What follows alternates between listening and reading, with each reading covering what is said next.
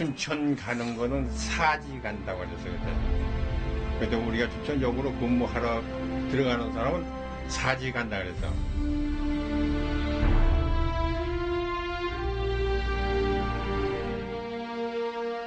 군수물자, 병력, 일선, 최전방까지 수송을 합니다. 이건 낮에 못해요. 폭격 때문에. 그러니까 목숨 바치고 하는 거지요. 무장도 없는 상태에서.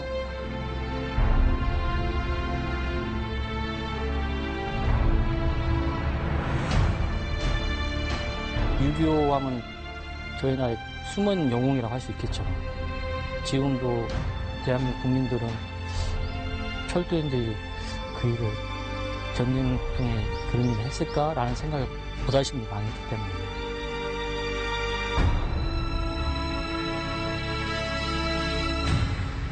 이곳 추모비에는 6.25 전쟁에 참전해 순직한 287명의 철도인의 명단이 새겨져 있습니다.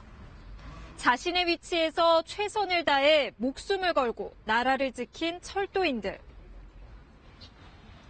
하지만 기억 속에 잊혀가고 있는 그들의 이야기를 취재했습니다.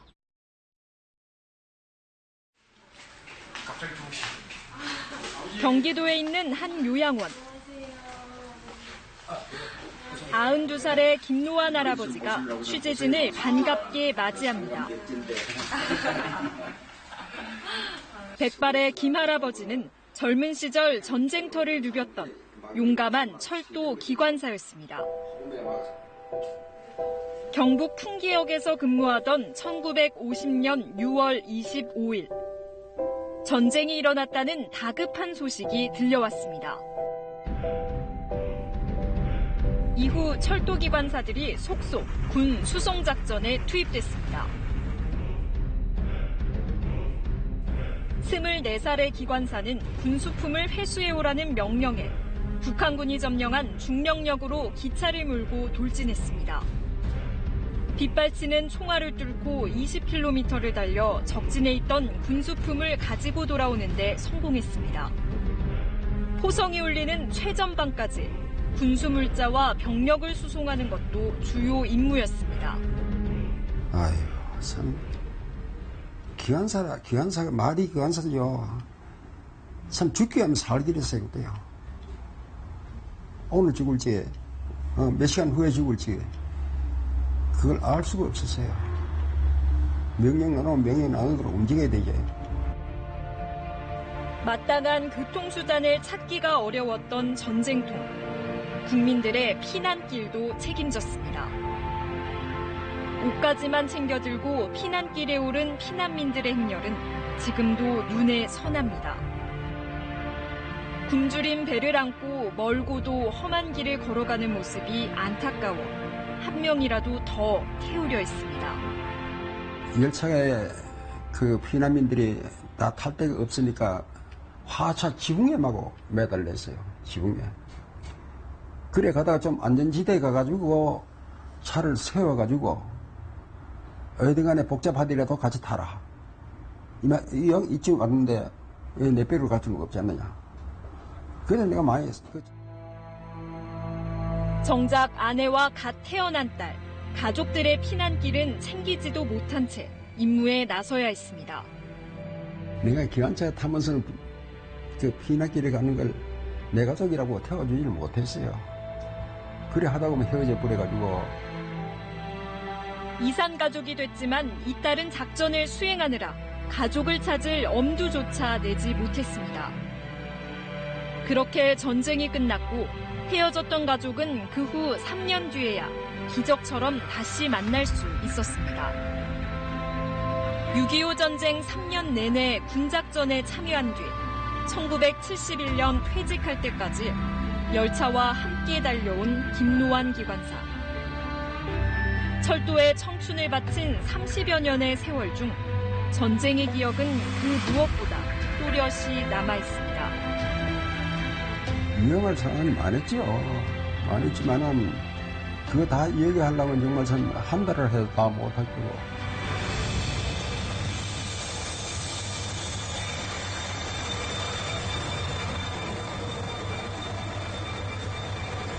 홍성표 기관사가 운행을 앞둔 열차를 꼼꼼히 점검한 뒤 열차에 오릅니다.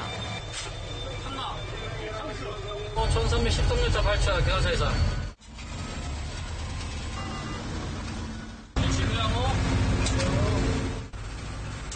대전역과 세천역 인근 구간. 늘 오가는 기찻길이지만 홍성표 기관사에겐 아주 특별한 곳입니다. 바로 이곳에서 외조부인 고 김재현 기관사가 6.25 전쟁 당시 순직했습니다. 북한군의 거센 공격에 국군이 후퇴를 거듭하던 전쟁 초기, 급기야 1950년 7월 미 제24단의 후퇴 작전을 지휘하던 윌리엄 딘 소장이 대전에 홀로 고립됐습니다. 딘 소장 구출 작전을 위해 미군 특공대원 30명이 꾸려졌지만 이들을 태우고 적진으로 향할 기관사는 찾기 어려웠습니다. 목숨을 걸어야 할 만큼 위험한 작전에 28살의 젊은 기관사가 자원했습니다. 당시 일남일녀의 아버지이기도 했던 김재현 기관사였습니다. 어떤 그때 노신사분께서 저 어머니를 찾으시더니 그날 본인이 당무였다. 그날 내가 가는 차례인데 내가 용기 없어 못 갔고 자네 아버님이 나 대신 자원해서 가셨네. 미안하네. 그렇게 얘기를 하셨다 하더라고요. 특공대원을 태운 채 김재현 기관사가 몰던 미카 129호 열차는 대전에 도착했지만 이미 북한군이 점령한 상황. 결국 딘 소장을 찾지 못하고 철수하던 중 북한군의 매복 공격이 이뤄졌습니다. 거센 총격 속에 김재현 기관사는 8발의 총상을 입고 27명의 특공대원과 함께 전사했습니다. 네가 기관사요. 고 김재현 기관사가 당시 몰았던 미카 129호 열차는 현재 대전 현충원에 전시돼 있습니다. 좁디 좁은 기관사실. 총격 속에서도 김재현 기관사는 끝까지 자리를 지켰습니다. 전사할 당시 운전대에서 노치를 짚고 그대로 앞으로 넘어졌답니다.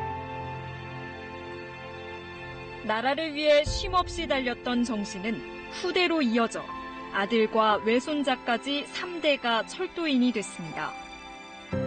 나는 언젠가 철도청에 들어가야겠구나라는 이 마음속에 있었던 것 같습니다. 그러다 보니 지금 저희 외조부가 하시던 기관사 업무, 더 크게 나가면은 대전기관차의 한 사무소에서 3대째 같이 근무를 하고 있다는 게 제 자신으로서는 무한 자부심이 큽니다. 미카 129호 열차 안에는 순직한 철도인들의 희생정신을 기리기 위한 호국 철도기념관도 마련돼 있습니다. 2013년에 개관한 기념관에는 계급도 군번도 없었지만 나라를 위해 헌신한 철도인들의 활약상이 과거 자료와 함께 전시돼 있습니다. 6.25 전쟁 때 287명의 철도인이 군 작전에 투입돼 목숨을 잃었습니다. 밤에 승무하는 기관차를 조준해가지고서 습격을 해서 기관사, 부기관사가 많이 죽었죠. 철도 참전 유공자들이 오랜만에 한자리에 모였습니다. 안녕하세요. 평균 연령이 90세가 훌쩍 넘지만 6.25 당시에 긴박했던 상황은 어제 일처럼 아직도 생생하게 기억납니다.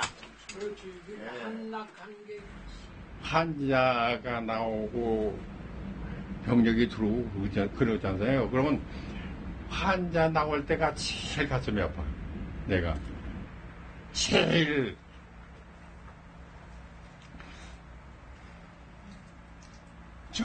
저기요 어머니 부르는 환자 어머니 하고 불러. 어떤 사람은 또 울죠 하고 불러. 이거는 못 볼 일이야. 적의 공격 목표가 철도입니다. 이 철도라면 가리는 거예요. 그래서 287명의 순직자가 발생한 거예요. 공무원으로 봐서 이제 순직이죠. 순직자가 발생된 겁니다. 6.25 전쟁 당시 군무원 신분으로 참전한 철도인은 19,300여 명에 이릅니다. 하지만 전쟁이 끝난 뒤 묵묵히 수송 임무를 수행했던 그들의 활약은 잊혀갔습니다. 무수한 사람들이 죽었는데 그 사람들에 대해서는 여기 기록된 분들은 철도나 국가에서 뭐 제대로 대우도 못 받았죠. 국가 체제가 제대로 안 서 있고 재정도 없고 하다 보니까 순직이나 전사 처리가 안 돼요. 그래서 그런 것이 더 안타깝죠. 정부는 1995년이 돼서야 참전 유공자로 인정했습니다. 하지만 아직도 알아주는 사람이 많지 않아 당황할 때도 서운할 때도 많습니다. 2012년 미국 정부는 딘소장 구출 작전에서 순직한 고 김재현 기관사에게 감사의 뜻을 담아 특별 민간인 봉사상을 추서했습니다. 미 정부가 민간인에게 주는 최고의 훈장입니다. 받을 때는 참 솔직히 기분은 좋았죠. 기분이야 뭐 내가 받는데 그런데 아버지가 받는 거니까 저는 열심히만 올바르게 열심히만 살아주면 되는 거지. 하지만 우리 정부의 훈장은 현재까지 6.25 철도 참전 유공자 가운데 단 한 명에게도 수여되지 않았습니다.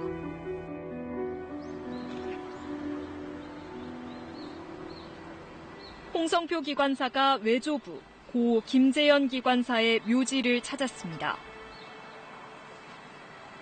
고 김재현 기관사는 1983년 철도인 최초로 국립서울현충원 장교묘역에 안장됐습니다. 전쟁의 포화 속에서 목숨을 걸고 임무를 완수했던 조부와 선배 철도인들의 희생을 마음 깊이 기립니다. 어떻게 보면 그분들은 6.25 사변 중에 숨은 영웅이라 할 수 있겠죠. 그분들을 좀 많이 기억했으면 좋겠고요. 6.25 전쟁 67주년. 투철한 사명감으로 적진으로 전진했던 철도인들도 우리가 기억해야 할 숨은 영웅들입니다.